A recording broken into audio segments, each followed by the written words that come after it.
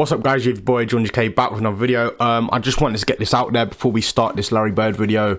Couple, not even a couple, maybe 2 or 3 people thought that I was being racist, or maybe there were some, I don't know. As a YouTuber and content creator, I understand when I come on here, I have a massive responsibility, to say the right things and not the wrong things. And what I was basically saying, if I, I'm going to break it down even further. I was saying that Larry Bird didn't look like your typical basketball player.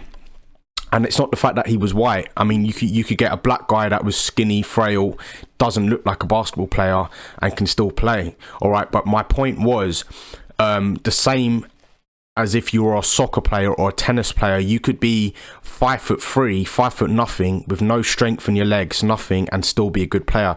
That was my point, is that the stereotypes, and especially back then when you had the likes of Michael Jordan coming after, what's his name? Can't remember the guy's name now. I mean, most basketball players were black. Let's get the facts straight. Most basketball players are black. Let's get the facts straight. That doesn't mean it's racist. All I'm saying is, if you're a white guy coming into that sport, what is the identical or the prolific basketball player you'd want? Oh yeah, he's a big, tall black, 6'8" black guy, strong, athletic. And it's not just that. Even in American football, it's like. I was watching this thing the other day with what's the guy who throws the ball. Most of the guys that were throwing the ball were white guys, because they got good arms, they got good hand throw. And then if a black guy was coming in, they're like, oh, you sure you got? That's what I'm saying. It's not anything to do with being racist. My mum's white, my dad's black. I'm a mixed race guy. I'm not racist. It's like even in American football, it's like they're looking for runners. It's like athletics, 100-meter runners. The majority of them are black, because they've got genetics that allow them to sprint at that rate. They got fast twitch muscles. If you saw a white guy winning, you'd be like, whoa, that doesn't mean it's racist. So listen, those of you that took that to offense, I apologize. Obviously you can unsubscribe and move on. That's absolutely fine. But those of you that understand what I'm saying, hey, you understand what I'm saying. It's got nothing to do with being racist. It's got, the fact of the matter is, this was the first time I watched Larry Bird playing, and I was like, bro, look at those black guys on there, big, strong. This guy was just different. Doesn't matter if you're white, black, big. Listen, the guy had IQ. The guy had brains. That is what I'm talking about. Weren't anything to do with being racist. So for those of you that took it that way, like I said, I apologize, but that's not what I meant. But anyway, guys, this is making the case, Larry Bird. Looking forward to this one, man.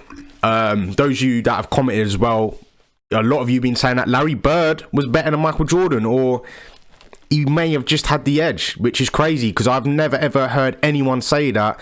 And maybe it's because I'm not around a lot of basketball fans and people that watch basketball, but the more I'm starting to watch a Larry Bird, the more I'm starting to believe that. All right, but yeah, guys, before we start, make sure you do leave this video with a like, subscribe, and turn on that notification bell. Guys, without further ado, let's get straight into this video. Of pads or helmets give fans the most intimate experience of a team sport that exists. And because of the different styles that basketball allows for, players develop their own distinct identities and signature styles through their creativity, flair, and athleticism. And although no player succeeds alone, the scoring volume and two-way nature of the sport give individual stars a nearly unprecedented amount of control over the flow and outcome of a game. For this reason, players are constantly compared to their peers and to the legends of the past in order to answer the most hotly contested question in the sport: who's the greatest to ever do it? For many, the question is redundant.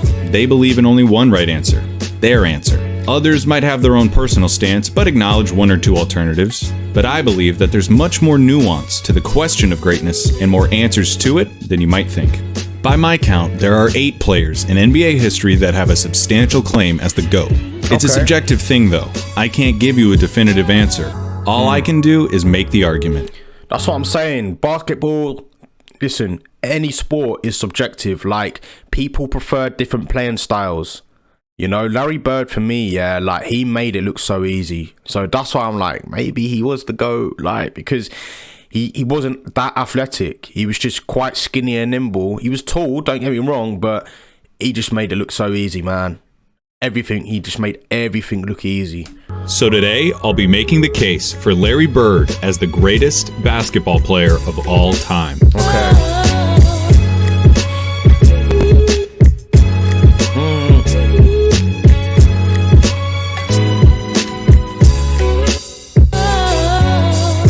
When it comes to basketball, Larry Bird is the smartest, clutchest player to ever play the game. Now, if you don't think that Larry Bird is the greatest basketball player of all time, you probably hate that I just said that. Those are the kind of talking head sport cliches that surely impact the game but are impossible to empirically measure. Normally, I'd agree with you, but I think that when you talk... And this is what I'm saying, yeah, listen to my words. Like I said, it's not about being racist, because like this guy's just said, it is subjective. Basketball, it doesn't matter. It's a subjective thing. All right. I guarantee you, yeah, if I asked some black guys and I said, who do you think is the greatest player of all time? Who do you think they're going to say? Oh, Michael Jordan. Why do you think they're saying that? Why do you think it's like the Eminem thing? When Eminem came onto the scene, no one could believe it, because not the fact that you're just black, but you'd kind of be like, no, rap, like like rap is like a black thing, like a black person thing, like no, like a white guy can't be the best, like no way. But listen, he is. Like, Eminem has got to be one of the best rappers of all time, if not the best lyricist of all time. But the fact that he's a white guy coming into almost like a black kind of cultural thing, which rap was, and it's, you know, obviously it's becoming very more multicultural now. People are like turning their no. And it's the same thing with basketball. Larry Bird, tall white guy, comes into the game. He's going ring rounds all these big athletic black guys. He's scoring 3-pointers, slum dunking them.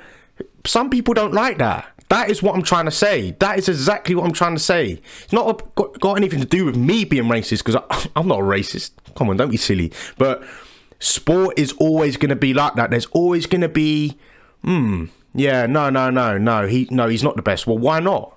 Look what he's doing on the court. But when it comes down to this, it becomes subjective. That's what I'm saying. Talk about Larry Bird, you see those intangibles become real, palpable results. I wouldn't have said it if I didn't believe it. When Larry Bird was drafted by the Boston Celtics in 1978, the NBA needed saving. Attendance was in the toilet, the league had few marketable stars, cocaine addiction had several players in its grasp, and most damning of all, playoff games were being tape delayed. Playoff games at the highest level of basketball were being put in the back seat for black and white movies and network reruns. But rather than join the Celtics after being taken third overall, Larry Bird decided to return for his final year at Indiana State, a decision that would prove to be one of the most important in the history of the sport. Bird's final year saw the Sycamores tear through college basketball, going 33-0 before the national championship game. Bird, already claimed by the NBA's most historic and prestigious franchise, had established himself as the generational talent who would inherit the mantle of pro basketball. Indiana State's opponent in the national championship was Michigan State, captained by the immortal Irvin Magic Johnson. The Sycamores lost the championship to the more talented Spartans in the highest rated game in the history of basketball at any level still to this day. The stage had been set. The next decade of basketball would be defined by the rivalry between the white hick from French Lick and his Boston Celtics and the black Magic and his Showtime Lakers. The rivalry between Bird and Johnson is entwined into the fabric of the NBA and is worthy of 100 documentaries. In this video, though, we're going to be looking at Bird's claim of supremacy. Here's Bird's basketball resume. His 3 championships come with perhaps the highest collective degree of difficulty of any player's championships. His 3 MVPs came consecutively, making him only the 3rd player to accomplish the feat, along with Bill Russell and Wilt Chamberlain. His 2 Finals MVPs are misleading. He was absolutely the best player on the '81 Celtics, but he was only a sophomore, and his 15 points per game in the finals gave the media an excuse to exact a little vengeance on a legendarily difficult interview. His All-Star and first-team selections also come with the caveat that Bird only played for 13 seasons and missed all but 6 games of the '89 season following surgeries on both feet. I can hear you already. A 13-year career, and this guy is supposed to be the GOAT? What color of paint are you huffing, Clayton? Green, obviously. But hear me out. Yeah, Bird's career lasted about 2/3 as long as it should have. But what he did in that time was so impressive and so substantial that every basketball fan acknowledges that he's in the conversation as the greatest ever. Doesn't it matter that those 13 years saved professional basketball, delivered a disproportionate amount of memorable moments, defined the golden age of the league, and produced a career by which all other forwards, before or since, are measured? Bird squeezed every drop of talent out in those 13 years and made it seem more like 30. He didn't just leave his fingerprints on the game. He left so much of his DNA in the sport that it needed a cigarette afterwards. There's something to be said about the candle that lasts half as long but burns twice as bright. Those 3 MVP years stack up with any other run by any other player. I will put an A+ Larry Bird season up against anyone's. What does an A+ Larry Bird season look like? A full box score, a blowout win, a nearly undefeated record at home, and a play style that could only be described one way: white. Larry Bird isn't just a white basketball player, he's the white basketball player. To describe Larry Bird's game is to thumb through the Hoops dictionary and pick out every cliche about white players. Unathletic, great shooter, good fundamentals, the whole thing. Enough said, bro. What's this guy? What, this guy racist now, yeah? Oh, yeah, you're racist, bro. You can't say that. Can't say that. You're not allowed to say that. This is what, guys, this is what I'm talking about. This is what I'm talking about. It's the cliche. The cliche. Like, till this day, you ask a black guy, who's the greatest basketball player of all time? Michael Jordan, LeBron James, Magic Johnson, Shaq. Why not? I thought it was Larry Bird. Oh, no. That's what I'm saying. Listen, it always comes down to cliche. For me, I'm watching these videos of Larry Bird, and I'm like, bro's kind of looking like the GOAT here. Like, don't get me wrong, Michael Jordan was very good. Very, very good. And when Michael Jordan came onto the scene, he was making it look easy. But I personally think Michael Jordan, not the fact that he wasn't good and he had the mentality and all that stuff, he had all of that. But he signed a massive contract with in the fashion world, had the Jordan shoes, he had a very big influence in that. And more people like that because, oh yeah, I want to wear the Jordans, like, and all that. Like, Larry Bird didn't have so much of that. If Larry Bird did, would Larry Bird be up there? You know what I'm trying to say? So, like I said, it does come down to cliche sometimes. Now, when I'm watching this, yeah, Larry Bird for me looks more of a natural IQ basketball player than Michael Jordan does.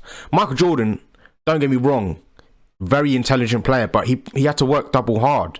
Larry Bird, it doesn't even look like he has to work hard when he's on the court. He just makes things look easy. It's just like bang, bang. Yeah, I'll just throw it over my head. Yeah, I'll just... Bro, come on, man. Come on.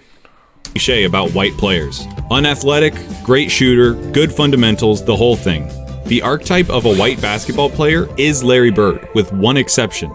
He had an unparalleled understanding of the game of basketball, both as a physical contest and as a mental competition. His basketball IQ infected everything he did and catapulted his career into legend. Bird was a complete player. Jerry West called him nearly as perfect as you can get. He was the league's first great marksman. He could contort his body to shoot from anywhere on the court, regardless of the level of defense. That's hard. He pioneered the art of the dagger 3 and was the founding member of the 50-40-90 club. At 6'9", Bird's understanding of angles and coordination led to a higher rebounding average than Patrick Ewing, and it made him an impressively adept finisher in his younger years. That's hard. 86, Bird dropped 47 points on the Blazers, playing the majority of the game left-handed. His lack of quick lateral movement meant that Bird didn't do much when it came to slapping the floor and picking up the opposing point guard, but his size and omniscience gave him the ability to body similarly sized players, read defenses like a free safety, and pick off passing lanes with ease. His passing was transcendent, and I'll highlight it later. And of course you need to know that Larry Bird was a tough MFer. He had a superhuman motor and dove for loose balls like a beagle at the park. He was a willing participant in his share of fights, often precipitated by his league-renowned trash talk. Larry Bird told Robert Reedy the other day that he should have stayed in preaching. That was funny. He had 50 points. I was guarding in my rookie year. He looked at me and he goes, "You can't stop me." And I looked at him and I said, "Gosh, boy, you're so confident." He proceeded to score like 10 straight points on me. The coach took me out the game. He walks by and he's laughing at me. He was a basketball genius. He'd be a step ahead, a thought ahead, play the game like a chess game. I'd much rather guard Michael Jordan than Larry Bird because you have to play the game as a thinker when you're playing him. You have to get inside his mind. If you put all of us in a room, you know, Magic, Jordan, myself, and Bird probably be the guy who walks out of the room at the end of the day. This is what I'm saying, bro. Just watching him, you can tell like he just thinks. He's just constantly thinking like. You notice something during those testimonies? Those are some of the best basketball players of all time, and they all sing Bird's praises like they were former assassins who had to go toe-to-toe with John Wick and they're just happy to be alive. Bird excelled during one of the most talent-rich periods in league history. The abridged list of his basketball rivals goes like this: Dr. J and Moses Malone on the Philadelphia 76ers, Sidney Moncrief on the Milwaukee Bucks, Isaiah Thomas, Bill Laimbeer and the Bad Boy Pistons, Dominique Wilkins on the Atlanta Hawks, Bernard King on the New York Knicks, Michael Jordan on the Chicago Bulls, Hakeem Olajuwon and Ralph Sampson on the Houston Rockets, and of course, Magic Johnson, James Worthy, and Kareem Abdul-Jabbar on the Los Angeles Lakers. Alright, there's no point avoiding it any longer. We have to look at Magic versus Larry. If you have Magic over Larry, it's because he has 5 rings to Larry's 3, had a peak that lasted about 2 or 3 years longer than Larry's, and had a 2-1 record against Bird's Celtics in the finals. Perfectly legitimate, completely respectable arguments. But in the interest of making Bird's case, allow me to retort. For nearly the entire decade of the 1980s, the Eastern Conference was irrefutably the more competitive conference between the two. Considering the competition, for Bird to have made 5 finals appearances is just as impressive as Magic's 9. As for the head-to-head record responsible for Magic's 2 extra titles, he had more help. Seriously, the Celtics' Big 3 and the Lakers' Big 3 get compared all the time historically as if they were of equal caliber, but weren't Magic's accomplices just a step above Bird's? No disrespect at all to Kevin McHale and Robert Parrish, but Kareem was the alpha dog on the 71 Bucks and was the best player for at least 2 of... Yeah, but that's what makes Bird even better. Like, even though the Celtics didn't have overall the better players, Bird was the stand-up player and he kind of not carried the team, but he brought the team to victories. Whereas Larry Bird, Magic Johnson, great player, but he had 2 or 3 other great players in there as well. Of the Lakers' 5 titles. James Worthy was the #1 pick out of UNC after winning a championship as the best player on a team that had Michael Jordan on it. Throw in the fact that Magic got to be coached by Pat Riley, one of the most brilliant minds in basketball history, and you could say that the Magic-Bird argument comes down to one thing: luck. So if their careers come down to luck, the question just becomes who you would rather take. Now, I'm not making this video to tell you why you shouldn't take Magic. I'm making this video to tell you why you should take Bird. Not just over Magic, but over everybody. One thing that helps him is the fact that his play would translate perfectly into the league today. A 6'9" sharpshooting forward with eyes in the back of his head who averaged double-digit rebounds in an era against Moses and Laimbeer. He'd gobble up boards as a power forward. He'd be an offensive mismatch against everybody as a small ball center, and his off-ball skills and passing would pair perfectly with the flow of today's game. Add in his competitive mania and 3 generations worth of medical advancements, and we're talking about a player who could have stuck around so long they would have had to rename the league. As you've been watching these clips of Bird, I would hope that you would notice something. He always knows where everybody is. Watching Bird play basketball is like watching those monsters from A Quiet Place that know where you are if you make any noise at all.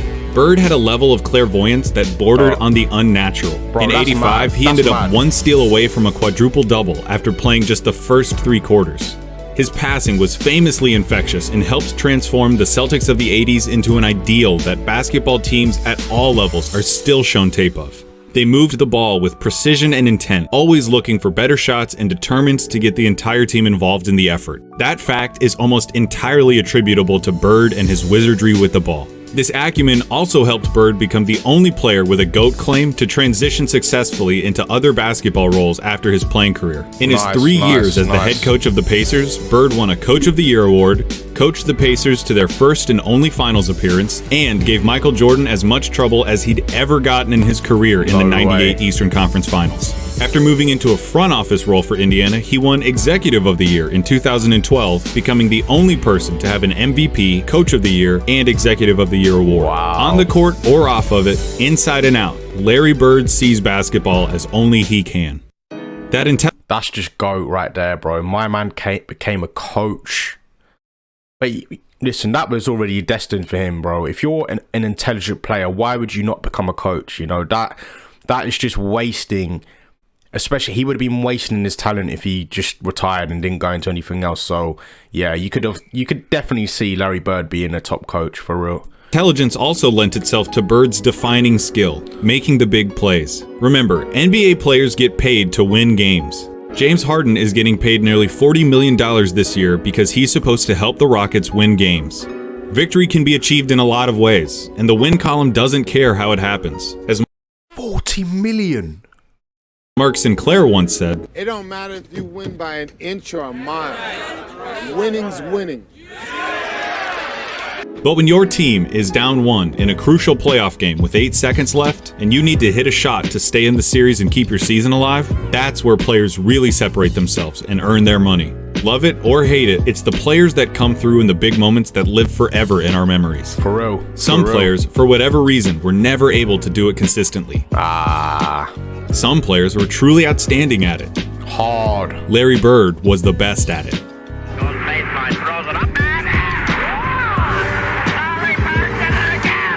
That feeling, man, must be insane. That feeling must be... I'm not going to give you the stats about his field goal shooting under 2 minutes with a score that's this close, or tell you who has the most buzzer beaters, or any of that. Take that for data. I'm just going to show you clutch moments in clutch situations. 1985 against the Blazers. Bird drops 48 points, including this. Down 1 with 2 seconds left. Inbound pass, the double team in Bird. Larry, fake, fall away. Hits it! All right! 1985 against the Hawks. Bird sets the Celtics scoring record with 60 points with shots like these. They open the right side. Bird the fall away. He drills it again. That's the best shooting I've ever seen. 1986 against the Rockets. Not all of Bird's clutch moments were singular. The bigger the moment, the bigger his performance. In Game 6 of the 1986 NBA Finals, Bird clinches the championship with a triple-double in what he calls the best game he ever played. 2 seconds on the shot clock. Bro, mama. 1987 against the Washington Bullets. Bird hits one shot to tie it before it's waved off because of a timeout. Do you know what I find mad about this guy, yeah, is like he saw the three-pointer line, yeah, like you have to, obviously in basketball, to score 3 points, you have to be outside of the three-pointer line, right? My man dribbled to the, like he was like, right, I'm going to dribble to this space, I'm going to turn and I'm going to hit one up. That is just mad, man. Hits another shot to tie it up for real. Crowd is standing up. It goes now to Bird. Bang. Bird goes up top. And then in double overtime, down 1, he does this. It's going to go to Bird. He's got a shot. Get it. And it's got it. It's a 3-point field goal. And that's that. It's all over. For 3 years, from 1986 to 1988, the three-point contest knew no other champion but Larry Bird. Oh, that's hard. He's still got to drop one here quickly. 14. This is a tie for the money. Yo! 1987 Eastern Conference Finals, Game 5. Tied at 2 games apiece against the Bad Boy Pistons, this enormous game would put the winner 1 game away from the NBA Finals. The Pistons are up 1 with seconds remaining. The ball goes out of bounds off the Celtics. Isaiah Thomas just needs to inbound the ball to win the game. Now there's a steal by Bird. Underneath the DJ. Lays it in. Right at 1 second left. What a play by Bird. Bird stole the impounding pass. There are truly too many big games and big moments for me to go through without this ending up as a documentary. But that all leads me to this, what I really want to talk about. 1987, NBA Finals, Game 4 against the Lakers. LA is up 2-1, and the Celtics need to win to tie the series and stay alive. Bird hits a 3 with 12 seconds left to go up by 2. Bird goes for 3.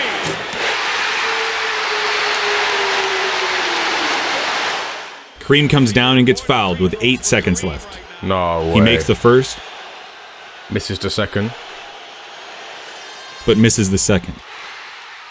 LA ends up with the ball with 7 seconds left, down 1 point.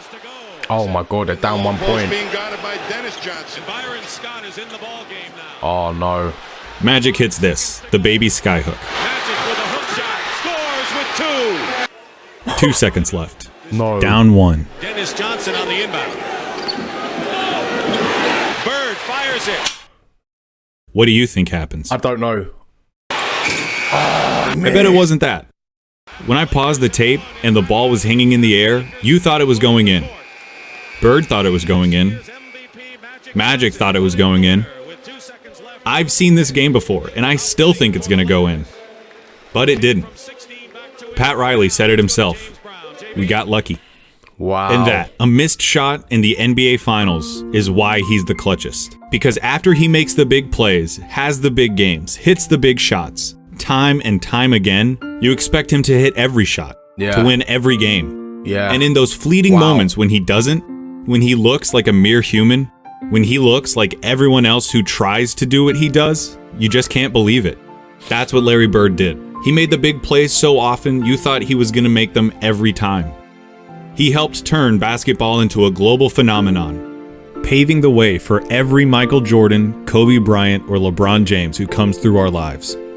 He played basketball in its purest form and captained a team that is consistently ranked among the greatest of all time. For sure. He has the second highest win percentage in the history of the NBA, behind Magic by less than 0.5%, about 10 games. He was the complete package, a player with no holes in his game whatsoever. They called him Basketball Jesus. He didn't get that name without doing something extraordinary. He saved basketball. And he did it by playing it better than anyone else. Wow. Here's Magic at Bird's retirement in 1993. Larry Bird said that there would be another Larry Bird one day. And Larry, there will never, ever, ever be another Larry Bird. To the greatest basketball player ever, but more important, a friend forever. And there we have it, guys. There we have it. Actually, let me just... I don't know. Okay, yeah. Yeah.